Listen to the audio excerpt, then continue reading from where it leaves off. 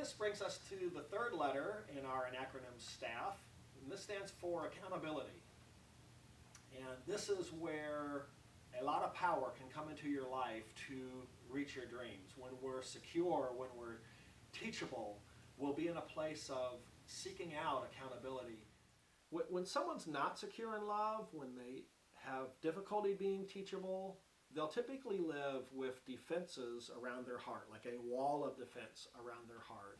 That defensive wall basically is judgments that they walk in, ways that they find fault all the time, or prejudices they have, bigotry that they may have.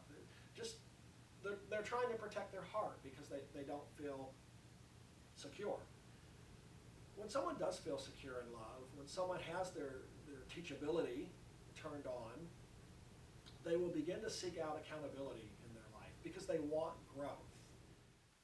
I had this experience when I was writing the book that I'm sharing with you about, the Sonship Empowered Life. It was probably the biggest project I'd ever undertaken. It took over a year to write the book and edit it and get it complete.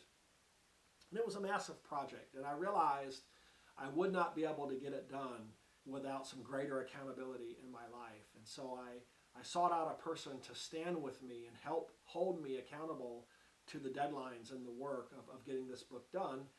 And it was successful. I was able to complete the project. But had I not, first of all, had a lot of growth in the Father's love, I would have never been able to seek out that accountability.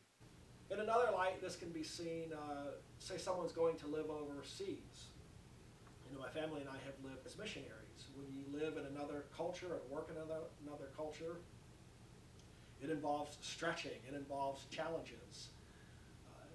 Ted Ward describes this in his book, Living Overseas. Let me read you a quote. He says, "For people who value taking responsibility, being accountable, and being self-directing, the stretching process of working in another culture will be seen as an important plus.